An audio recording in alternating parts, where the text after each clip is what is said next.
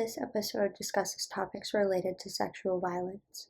For more information, please check the show notes and always take care of yourself while listening.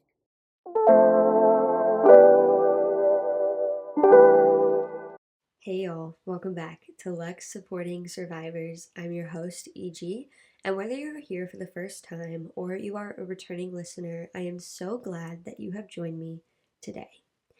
It is 2025.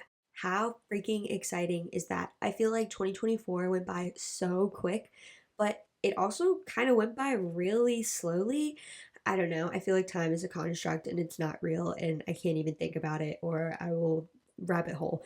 But this year, it is a brand new year full of potential, and we are kicking it off by reflecting on the craziness, the wild ride that was 2024. Specifically, what 2024 revealed about sexual violence and what we are taking into 2025 with us. We're going to be diving into all the ups and all the downs, the justices, the injustices, and everything in between. It was a year that was so amazingly inspiring and also at the same time so unbelievably maddening, and we are not holding back. So buckle up. The first thing we're going to talk about is, of course, Gisèle Pelicot, the icon, my Rosie the Riveter, if you will. Gisèle Pelicot, as I'm sure most of you know the case by now, was a French woman from Mazan who endured nearly a decade of sexual abuse orchestrated by her then husband, Dominique Pelicot, an asshole. Unbeknownst to her, Dominique drugged her and invited numerous men, at least 83, just take a second, 83 men, to assault her while she was unconscious. And so she discovered the abuse in 2020 when Dominique was arrested for upskirting women in a local supermarket. And then a police search of his computer revealed that he had meticulously documented the assaults on her, leading to the identification of multiple perpetrators. This is crazy.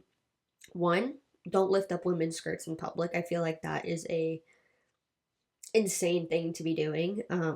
But as bad as that was, it did lead to that arrest and the eventual revealing of those assaults. So you take the good with the bad there, right?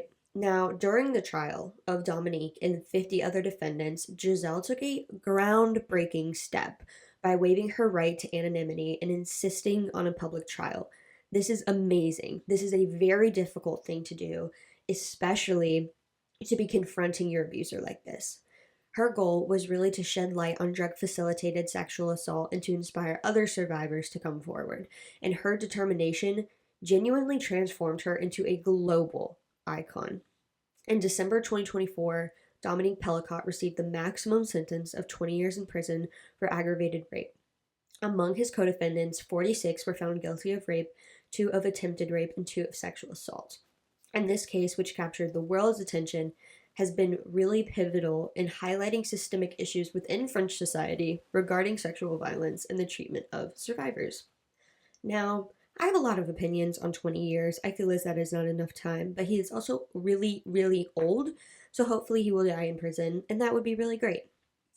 Gisèle's decision to actually publicly share her story really did, like I say, spark a national conversation in France about consent and victim blaming in the legal system's handling of sexual assault cases, and her bravery really challenged these deep-seated cultural norms and has started to become a catalyst for discussions on necessary legal reforms to better protect survivors. So this case has been really public. I know all of us have probably heard about it to some extent, but that's just a little bit overview of what's going on, and I think it's amazing that she was able to do all of that. Now, the next really high-profile case was Danny Masterson. I don't know about you, but when this case came up, I knew his name sounded familiar, but I didn't really know who he was, and he was in that 70s show, so that's who he is, that's his whole thing. He was accused of raping 2 women in 2003. The allegations led to a very highly publicized trial, which brought attention to issues of sexual assault within the entertainment industry, which is very popular, as we know. And so in 2024, Masterson was convicted and sentenced to 30 years to life in prison. Now, one of the women at the trial actually said that rape is a, quote, theft of the spirit, unquote. And I think that this is a very, devastatingly phenomenal way to put it. I think that is the epitome of what sexual assault is and what it does to a survivor. Now, during the trial, Masterson waived his right to speak and he maintained his innocence. Whatever. Something really interesting is that the prosecutors argued that Masterson used his influence in the Church of Scientology to avoid accountability for years, with the women stating that they did not want to report him due to the mounting pressure from the church. And this conviction marked a significant moment in the Me Too movement because it was emphasizing accountability for perpetrators regardless of their celebrity status, which is so incredibly important. Now, as of December 2024, Masterson's legal team filed an appeal arguing that he did not receive a fair trial due to constitutional and evidentiary issues. Whatever. However, the prosecutors really do view the case as a huge success for the Me Too movement regardless. So, as that appeal continues, I will do my best to try and keep you all updated with the decision and if there's another trial. But hopefully, that sentence of 30 years to life stays strong and he is in there forever. Now, of course, because it was 2024, there's one person we have to talk about, and that is the world-renowned shit stain that is Harvey Weinstein. We all know about him. We all hate him. But a little bit of background. In October 2017, following sexual abuse allegations from all the way back to the 1970s, Weinstein was basically asked to leave his company. And by the 31st of October that year, more than 80 women had made allegations of sexual harassment or rape against him. And this sparked a phenomenon. I feel like that's the wrong word to use, but this phenomenon called the Weinstein effect, where women came forward with sexual abuse allegations against many powerful men worldwide, which, like, we love. Fast forward to May 2018, Weinstein was arrested and charged with rape in New York and was sentenced to 23 years in prison. Okay, stay with me. And then in 2021, so 3 years later, Weinstein was extradited to Los Angeles for another trial where he was found guilty of 3 charges and sentenced to 16 years. Now, this California prison term, this Los Angeles term, had to be served separately from his New York sentence. So now, 3 more years later, we're on April 25th, 2024. And the New York Court of Appeals overturned the New York rape convictions because of, quote, egregious errors, unquote, of procedure, ordering a retrial. He is still in prison because of that California conviction, but that still sucks. It still sucks it was overturned. There's really no other word for it. The retrial was supposed to happen in September of 2024, but then it got pushed back to November 2024, and then it got pushed back again to January 2025. So there's a lot going on. It might get pushed back again. We really don't know. But luckily, as of right now, he is still serving time. And then hopefully after the pretrial hearing and the retrial, he will rot and die in prison. So that's where we stand with that. Now, the next case I want to cover is something that I think I struggled with for a long time because I am very much of the mentality that survivors are survivors. People don't lie about these instances of sexual violence. No one does that. But that does happen. And there are lessons in false accusations and there's harm in it. And so it is something that is important to talk about. And I really struggle, especially with this case, because I feel like it's been getting so much media attention. And that might be in part because I live in North Carolina where this happened. And I live in the area where this happened. But false accusations undermine the credibility of genuine survivors. And I have a lot of opinions about this, which I will get into, but I do think it's important to talk about this because these things do happen, but I do not think that the media attention on false accusations should be as great as it is, given that it is not overwhelming when it comes to survivors who have actually experienced sexual violence. And that's just how I feel. But to jump into this case, in 2006, 3 Duke University lacrosse players were falsely accused of raping Crystal Magnum, a dancer hired for a team party. Now, in 2007, the players were exonerated by the then Attorney General, Roy Cooper, and the district attorney on the case, Mike Nifong, was disbarred for misconduct that June. Now, in December 2024, Crystal, who is currently serving a prison sentence for an unrelated murder conviction, crazy, confessed to fabricating these allegations. She admitted to making up the story for validation and asked for forgiveness from the wrongfully accused players. This is crazy. This is so crazy, and there's no other way about it. And we've talked about it before, and we will talk about it again. But the majority of the time, like 99.99% of the time, people are not lying. But when cases like these, which I said, garner all this media coverage, it undermines the credibility of genuine survivors, which is tough because society does not really believe survivors to begin with, and that kind of further perpetuates this public skepticism. So all in all, it's terrible. And don't get me wrong, I am glad that she said she made it up. Those players don't deserve a false accusation. No one does. But this entire situation should never have happened. And that's all I'm going to say about it because I could talk about it for hours. The last thing that I want to cover with all this 2024 craziness are not the high profile cases, but the cases that get no media coverage. And they need media coverage. They deserve media coverage. So here I am shedding light on the craziness. And that is marginalized communities and conflict zones.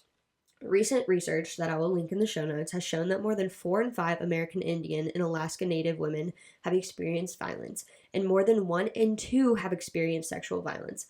And the number of missing and murdered American Indian and Alaska Native women, compounded with the lack of adequate federal response, is extremely, extremely alarming. And this is not new. I want to make that very clear. This has been an ongoing issue, but it rarely gets any coverage or conversation around it. And I think in the past few years, more people have been talking about it, but it's still not getting media coverage. We're still not seeing it on the news. It's still not considered high profile when, in my opinion, it is very, very high profile. Now, switching kind of over to conflict zones, reports from international NGOs have indicated a very sharp increase in sexual violence in conflict zones such as Ukraine, Myanmar, and Sudan. These acts are often used as weapons of war, targeting very vulnerable populations to destabilize these communities. Now, while international attention is focused on the broader geopolitical crises, survivors in these regions are left without adequate medical care, without adequate legal recourse, or mental health support. Now, luckily, advocacy groups have been pushing for international tribunals to prosecute these crimes as war crimes under international law, but there is always more to be done. There is always more to be done. That was a lot. And I don't even think that really begins to cover everything else that went on in 2024. Those are kind of just the highlights, because if we went into everything, we would be here for hours and hours and hours and hours, and my computer would die. It was a lot. There's a lot going on, but we are moving on to somewhat happier things. We're going to be moving into things, some really awesome things that we actually are going into 2025 with. First thing I want to talk about that I think is a huge step in the right direction is a bill that was introduced to the Senate on September 19th, 2024. This is called the Security and Financial Empowerment for Survivors Act of 2024, or Safe for Survivors Act of 2024. And this bill basically works to promote the economic security and safety of survivors of domestic violence, dating violence, sexual assault, or stalking, and for other purposes. And this is really, really awesome. This is really good. This is really important. And I think overall, it's just to promote, like it said, the safety of these survivors, to make them feel more confident maybe in the justice system, and ensure that more cases are prosecuted effectively, and also allow them physical safety in those relationships. So, not really sure where this bill is going from here, and I'll just keep you guys updated on how this turns out. Another thing that's really great is that organizations like RAIN and NSVRC are launching these new programs to provide mental health support tailored to survivors' needs, including virtual therapy sessions and mobile apps that connect survivors with advocates in real time. Now, these innovations are really important because they address common barriers such as geographic isolation and lack of access to care. The last thing that I think is really great that we got out of 2024, and there are more things, but again, these are the highlights, is a grassroots campaign called No Room for Silence. And this campaign engulfs a lot of things, but specifically in relation to sexual violence and harassment, including workplace harassment, it focuses on community accountability and challenges the cultural norms that enable abuse. So, great step in the right direction. As we wrap up today, I want to remind us all of the importance of staying vigilant and continuing to advocate for change. And don't get me wrong, the road ahead is very long, but there's always hope, and every effort we make really matters. This was a crazy episode, and I partially feel like I gave you guys more of my opinions than the actual facts, but hopefully I provided you guys with enough facts for you to understand what went on in 2024. And I genuinely believe that this is a necessary and important episode to make. Sexual violence is still taboo, obviously, but what's exciting is that it's finally being talked about more. We get to hear from survivors and we get to see justice served in some cases. And this really is what we have been fighting for. And every single one of you has been absolutely monumental in this change. So thank you. Thank you for everything that you have done and you will continue to do. Now, again, this was a crazy episode, so make sure you listen to our episode that's dropping January 15th, which will be much more chill. It will be an updated episode on Lux, what we do, who we serve, and who I am. So make sure you stay tuned for that. As always, make sure you follow Lux on Instagram and TikTok at Lux Resources. And if you have content ideas or you want to share your own story or thoughts, email us at info@luxresources.org. If you are a survivor listening to this, know that your voice matters and that there are people out there who are fighting for change, myself included. Until next time, stay safe, stay informed, and let's keep pushing for a better future.